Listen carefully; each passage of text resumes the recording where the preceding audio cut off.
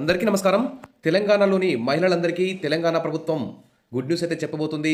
అంతర్జాతీయ మహిళా దినోత్సవం మార్చి 8 రోజున అనేక కార్యక్రమాలను మహిళల కోసం అయితే ప్రారంభించబోతుంది. దీనికి సంబంధించి ముఖ్యంగా చూస్తే 14,000 అంగన్వాడీ పోస్టులకి మార్చి 8వ తేదీన నోటిఫికేషన్ విడుదల చేస్తున్నట్లు మంత్రి సీతక్క అయితే తెలిపారు. ఇక చూస్తే మార్చి 8 అంతర్జాతీయ మహిళా దినోత్సవం రోజు 1,00,000 మందితో భారీ బహిరంగ సభ నిర్వహిస్తామని స్త్రీ శిశు సంక్షేమ శాఖ, పంచాయతీరాజ్, గ్రామీణాభివృద్ధి శాఖల మంత్రి సీతక్క అయితే వివరించారు. ఇక 14,000 అంగన్వాడీ టీచర్లు ఆయాల నియామక నోటిఫికేషన్ కూడా అదే రోజు విడుదల చేస్తామని మంత్రి అయితే తెలిపారు. ఇక అంతర్జాతీయ మహిళా దినోత్సవం మార్చి 8 రోజున నిర్వహణపై శనివారం ఆమె సచివాలయంలో ఉన్నత స్థాయి సమావేశం నిర్వహించారు.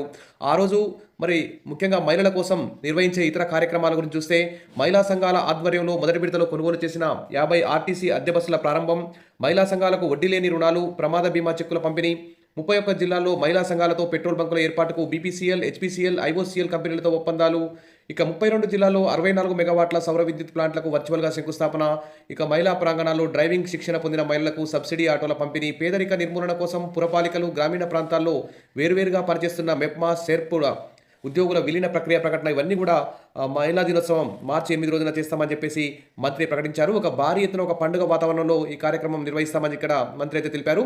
దాదాపు తెలంగాణలో ఇంటర్మీడియట్ పాస్ అయినటువంటి మహిళలందరికీ ఒక గుడ్ న్యూస్ అని చెప్పుకోవచ్చు.